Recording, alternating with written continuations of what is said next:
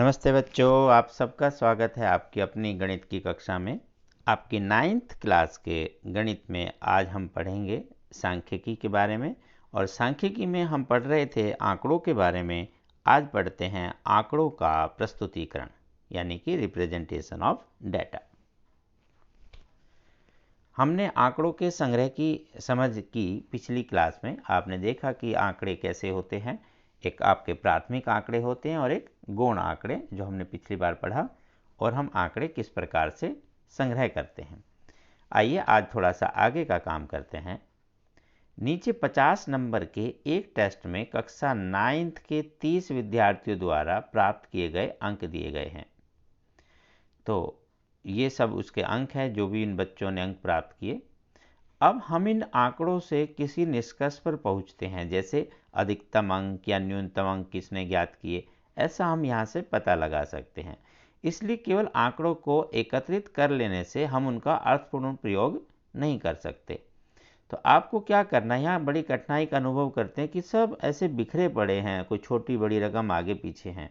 तो हमको क्या करते हैं, इस तरह के जो आंकड़े होते हैं कि जैसा भी आया किसी के रोल नंबर वाइज हमने लिख दिए, ये होते हैं रॉ डाटा, यानी कि यथा प्राप्त आंकड़े, जिस रूप में मिल गए वैसे लिख दिए। अब इनको हमें थोड़ा सा अच्छे से अरेंज करने की ज़रूरत है, यानी कि व्यवस्थित करने की आवश्यकता पड़ती है। तो हम आंकड़ों को ऐसी प्रस्तुति चाहते हैं जो समझने में सरल हो और एक ही झलक में, यानी कि एक बार देखते ही हम इसके लक्षणों को जान लें। तो आइए हम देखते हैं कैसे कैसे हम इनको कर सकते हैं। तो ये जो है, या तो हम इन्हें आरोही क्रम में लिखें, असेंडिंग ऑर्डर, मतलब बढ़ते क्रम में, पहले छोटा फिर उससे बड़ा फिर उससे बड़ा, या अवरोही, अवरोही मतलब डिसेंडिंग, मतलब पहले सबसे बड़ा फिर उससे छोटा इससे छोटा, ऐसे किसी एक क्रम में लिखें तो हमें देखने में अच्छा लगेगा और सरल भी हो जाता है। जैसे यहाँ से हम इसको रीअरेंज करेंगे। जो सबसे छोटी संख्या वो क्या है, 2। और भी ढूंढेंगे कहीं और हो छोटी संख्या 2, एक और भी मिल गया 2। इस प्रकार हमने 2 और 2 लिखा। फिर ढूंढते हैं 5 और ढूंढेंगे 5 5 5 5 5 5 5 5, एक 5 यहाँ मिल गया। इस प्रकार 2 बार 5 आ गया। ऐसा ढूंढते समय कई बार कुछ अंक हमसे छूट सकते हैं। उसका एक बड़ा अच्छा सा तरीका ऐसे है कि जैसे आपने यहाँ से 2 लिखा तो इस 2 को यहाँ से कट कर दें कि हमने ये 2 लिख लिया। फिर दूसरा 2 ढूंढता कहीं और मिला, हाँ एक और 2 आपको मिला था इधर, तो ये भी आपने ऐसे कट कर दिया। ऐसे ही 5 को देखा, ये 5 में लिख दिया है, आगे एक और 5 मिला, वो भी लिख दिया। तो ऐसे आपको पता रहेगा कि आपने कौन कौन से अंक देख लिए हैं। बस इस प्रकार से हम यहाँ से ढूंढते हैं और इन सब अंकों को ऐसे अरेंज कर देते हैं। अब यहाँ हम आसानी से देख सकते हैं कि अधिकतम प्राप्त अंक कौन सा है, सबसे ज़्यादा अंक किसके हैं, यहीं से देख लेंगे, जो सबसे यहाँ लिखा है 41। और सबसे कम अंक किसके आए, 2। तो सबसे ज़्यादा और सबसे कम अंक जो मिलता है बच्चों, इसके अंतर को एक विशेष नाम दिया गया है। तो 41 और 2 का अंतर हुआ 39, और 39 को ही क्या कहते हैं, परिसर। 41 घटा 2 39, इसका एक नया नाम है परिसर या प्रसार, इंग्लिश में बोलते हैं रेंज। प्रसार भी आप बोल सकते हैं, परिसर भी कहते हैं, रेंज इंग्लिश में कहते हैं। तो ये हुआ रेंज, सबसे न्यूनतम वाला जो आंकड़ा है वो, और सबसे अधिकतम, उनका दोनों का अंतर, ये रेंज कहलाता है। एक नंबर के सवाल में आपसे पूछ लिया जाता है। अब आंकड़ों को और अधिक समझने और उनसे अधिक महत्वपूर्ण गणनाओं के लिए हम उन्हें सारणीबद्ध रूप से लिखते हैं। यह है अवर्गीकृत सारणी, मतलब हमने कोई वर्ग अंतराल नहीं बनाया, मतलब ग्रुप नहीं बनाया, कोई अनग्रुप्ड है ये, ऐसे लिख दिया। जैसे अंक थे तो हमारे पास देखो यहाँ पर जो अंक है वो है 2 5 12, तो यहाँ लिखेंगे 2। अब 2 2 बार है तो उसे अलग अलग ना लिखे, एक ही ऐसे लिखेंगे 2, यहाँ 2 बार लिखा तो एक डंडा, ये इसको मिलान चिन्ह बोलते हैं, आपने पिछली कक्षा में भी किए होंगे। तो एक और एक 2 यहाँ गिन कर लिख देंगे। इसी तरह से 5 को ढूंढते हैं, 1 और 1, अब यहाँ फिर 2 लिख देंगे। इस तरह से हम इन सभी अंकों को लिख देंगे। 12 कितनी बार था, यहाँ से देखेंगे 12 कितनी बार है, 1 2 3। अच्छा, जब आपको सारणी बनानी है तो ये करना जरूरी पहले नहीं है, आप यहाँ से भी बना सकते हो। कि आपने देखा यहाँ 39 है, बट 39 पता नहीं चलेगा ना कहाँ है सीधा, तो वो देखने के लिए आप पहले ये बनाते हैं, फिर ऐसे ढूंढ के लिख देते हैं कितनी बार है। तो 1 2 3 4 बार, 1 2 3 बार, 19 1 2 3 4 5 बार, ऐसे सभी संख्या को यहाँ लिखेंगे। 5 के लिए मिलान चिन्ह में करते हैं 1 2 3 4 और एक ये आड़ी तिरछी लाइन जो है ये यहाँ डाल देते हैं, ये गिनते हैं। तो गिनने में बड़ी आसान हो जाती है कि अच्छा ये 5 है, पूरा ग्रुप दूर से दिखाई दे जाता है। अगर रॉ डाटा जो हमारे यथा प्राप्त आंकड़े थे ऐसे ही रखे हों तो भी आप वहाँ से ढूंढ के कि 2 मिला, एक डंडा लगा दिया, फिर 2 और ढूंढे कहीं और है, जैसे वहाँ ढूंढ रहे थे, बस यहाँ मिलान चिन्ह लगाते रहते हैं ताकि हमें गिनना भी ना पड़े। अभी एक अभ्यास करेंगे तो उसमें आपको बताएंगे। तो ऐसे बारंबारता बोलते हैं इसे, बारंबारता जो बार बार आता, मतलब फ्रीक्वेंसी, विद्यार्थियों की संख्या कि कौन कितना है। तो 2 अंक वाले कितने बच्चे हुए 2, 5 वाले कितने हैं 2, 12 वाले कितने हैं 4, 17 वाले 1 2 3, 19 वाले 1 2 3 4 5। इस प्रकार हम सबको लिखेंगे और टोटल देखो हमारा मिलना चाहिए, कितना आया 30। वहाँ भी स्टार्टिंग में 30 ही बच्चे लिखे होंगे। कई बार अगर हमसे कोई गलती हो जाती है तो टोटल तो नहीं मिलेगा, तब हमें फिर रीचेक करना पड़ेगा। इसलिए हम शुरुआत से ही आराम से आसानी से लिखें। अब हम प्रयास करते हैं, 2 प्रश्न है हमारे पास। 8वीं कक्षा के 30 विद्यार्थियों का रक्त समूह यानी कि ब्लड ग्रुप दिया हुआ है, एक ये सवाल है, और एक 40 परिवार में बच्चों की संख्या। अब क्योंकि यहाँ आंकड़ा ज़्यादा अलग नहीं है, आपको दिखाई दे रहा है कि 1 है 2 है 3 है 0 है और 4 है, 4 तक दिए हुए हैं। ये संख्याएं आपको लिखनी है, तो आप अरेंज करें या हम सीधी सारणी भी बना सकते हैं। तो पहले इनको सबको दोबारा लिख दिया अभी, ताकि बार बार पीछे ना देखना पड़े। तो ये सभी हमने लिख दिए कि ये बच्चे जिनके 1 2 ये परिवार हैं।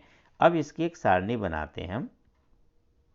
तो ये एक टेबल बनाएं, हमें क्योंकि 0 1 2 3 4 इस तरह से कुछ चाहिए था, ऐसे हमने कुछ खाने बना दिए।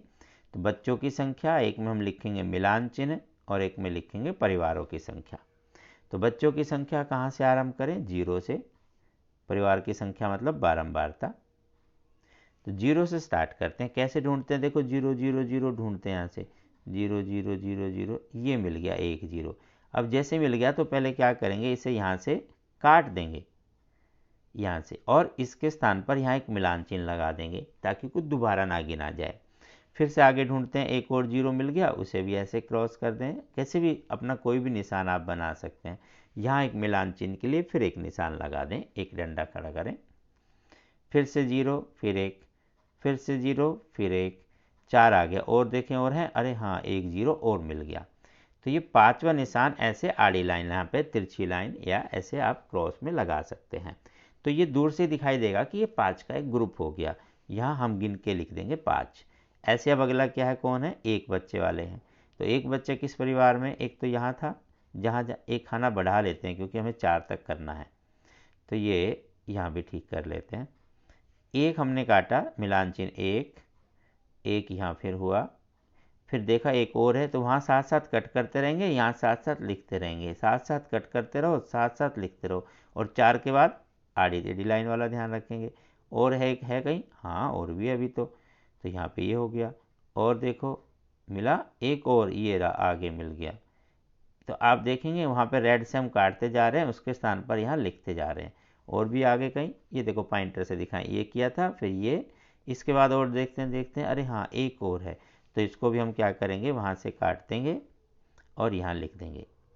बस ऐसे आप करते चलें। तो हमारे पास कितना आया, ये गिने तो 5 और 4 9, तो ऊपर थे 5 और ये कितने हो गए 9। ऐसे आप आराम से गिन के लिख सकते हैं। 2 बच्चे वाले परिवार, एक, बारी बारी एक एक करके करें या ज़्यादा भी गिन सकते हैं, 1 2 3, नहीं तो हम फिलहाल एक एक करके सिखा रहे हैं। सीखने के बाद आप इकट्ठा भी गिन सकते हैं कि 1 2 3 कितने हैं, सब आप गिने। तो आइए यहाँ से देख लेते हैं। ये एक काट दिया, एक यहाँ चिन्ह, अगला एक जैसे वहाँ से काटा, फिर ये की चिन्ह, ताकि कोई गलती हो ही ना। सीखते समय आप ऐसा करें। देखो अगले और है कहीं, एक और 2 था, उसकी जगह फिर ये लिख दिया। बस इस तरह से आपको करते हुए जाना है। और ढूंढे, एक वो रहा 2, तो उसके स्थान पर फिर यहाँ पर एक चिन्ह, फिर एक 2, फिर एक चिन्ह। अब ये आड़ी लाइन, ये 1 2, फिर एक रेखा, फिर 2, फिर 1, फिर 2, फिर 1, और इस प्रकार जब तक ये चलेंगे हम ऐसा लिखते रहेंगे। ये आडी लाइन। तो यहाँ पे हुआ 5, 10, 15, 3 ग्रुप मिले तो आपको गिनने में आसानी होगी कि 15 बार आपका 2 आया था। हो सकता है वहाँ गिनते तो हमसे कुछ छोटी मोटी गलती हो जाती। बस इस तरह से अब 2 के बाद किसकी है, ओह 3, ये रहा। ऐसे हम 3 को ढूंढते जाएंगे और वहाँ से लगाते जाएंगे। तो ये 3 के लिए 1, फिर दूसरा 3, फिर 1, फिर एक और 3, वो रहा आगे एक और 3, तो ये आ गया। अब ढूंढे ढूंढे एक और रहा, ये रहा 4 के बाद 3, फिर 1 लगा दिया, और एक और 3 और है, तो ये 5वें के लिए ये लग गया। बस और है कोई, और तो है ही नहीं, नंबर समाप्त हुए। तो ये कितना हो गया, 5। अब बारी आई 4 की, बचे कुचे जो भी हैं वो भी ढूंढ के लगा दें। एक मिलान चिन्ह, फिर अगला, फिर मिलान चिन्ह, फिर अगला, फिर मिलान चिन्ह, और एक ये रहा 4, ये वाला ये कर दिया। अब इसके साथ भी हम क्या करेंगे, मिलान चिन्ह। 4 के बाद अगर हमें मिलता है तो हम फिर क्रॉस वाला लगाएंगे, ये लगा दिया। टोटल कितना हो गया, एक और मिल गया, तो ये भी लगा दिया। तो कुल मिला के 4 कितना है, 6। तो 4 बच्चों वाले 6 परिवार हैं। जिनके अभी कोई बच्चा नहीं था वैसे 5 परिवार हैं। 1 बच्चे वाले 9, 2 बच्चे वाले 15। देख भी लेते हैं कुल परिवार कितने हो गए, 9 और 5 14, 10 24, 5 29, 6 35 और 5 40। अरे हाँ, ये तो 40 ही परिवार थे। इसका मतलब हमने काम ठीक कर लिया। अब एक हमारे पास दूसरा सवाल हमने पहले कर लिया, ये कोई बात नहीं। अब पहला सवाल था वो कर लेते हैं। एक जैसे हैं दोनों, बस आपको ऐसे ही देखना था। एक बार आपने सीख लिया, अब इकट्ठा भी आप लिख सकते हैं। ये ब्लड ग्रुप है ABOO ABO। तो आइए इसका भी एक सारणी बना दें। तो हमारे पास ये है, एक में लिखेंगे हम रक्त समूह, ब्लड ग्रुप, मिलान चिन्ह, टेलीमार्क्स, विद्यार्थियों की संख्या, नंबर ऑफ स्टूडेंट्स। तो पहले ए का देखें, तो आप एक एक करके लिख सकते हैं, या एक बार सब ये लिख के फिर गिनेंगे। अब ए को अगर गिने तो 1, फिर 2, इकट्ठा गिन लेते हैं अभी, 3, 4। वैसे हम एक एक करके करेंगे जैसे पिछले में कि आप सीख गए, तो इस बार थोड़ा जल्दी कर रहे हैं। तो 1 2 3 4, ये 5, ये 6 7 8 9। तो कुल मिला के 9 हुए, जिसे हम डायरेक्ट कर सकते थे। परंतु यदि एग्जाम में मिलान चिन्ह के लिए बोला जाए तो आप पहले मिलान चिन्ह बनाएंगे। 4 ऐसे, 5वां ऐसे हमेशा, 6वां 7वां 8वां 9वां। अगर 10 होते तो फिर एक क्रॉस लगाते। तो ये टोटल हो गए 9। बी के लिए बी गिनेंगे 1 2 3, ये सारा जो भी हम क्रॉस करते जाएं रेड से वो गिन के यहाँ लगा देंगे। 5 6, बस ये 6 हो गया टोटल। तो ए बी वाला देखें, ए बी यहाँ से देखो, ये ए बी और है 2 3 3 ही है। तो इस तरह से हम ए बी के भी ऐसे लगा देते हैं, 1 2 3। ओ ग्रुप जो बच गए सारे ओ है, फिर भी एक बार चेक कर ले, 1 2 3 4 5 6 7 8 9 10 11 12। इस प्रकार आप यहाँ पर 12 गिन पाएंगे। तो 4 के बाद हम ऐसा लगाते, ये सब गिनेंगे यहाँ से, इसको कैंसिल कर देते हैं। ऐसे आप एक एक करके चलते जाएंगे। इस तरह से 5 और ये 5 10 और ये 2 12।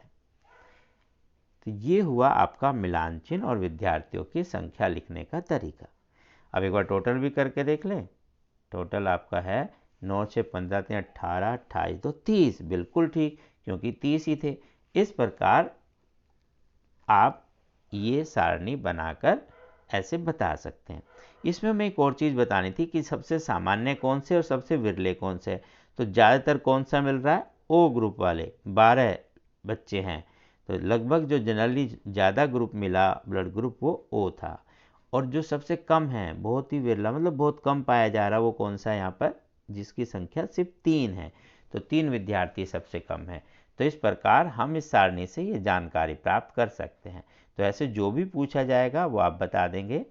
तो करते रहिए, पढ़ते रहिए, आगे बढ़ते रहिए, और इस बीमारी के दौर में अपने आप को बचाए रखें। मास्क का प्रयोग करें, बार बार साबुन से हाथ धोएं, और एक सामाजिक दूरी तो नहीं कहेंगे, हमें शारीरिक दूरी कहनी चाहिए।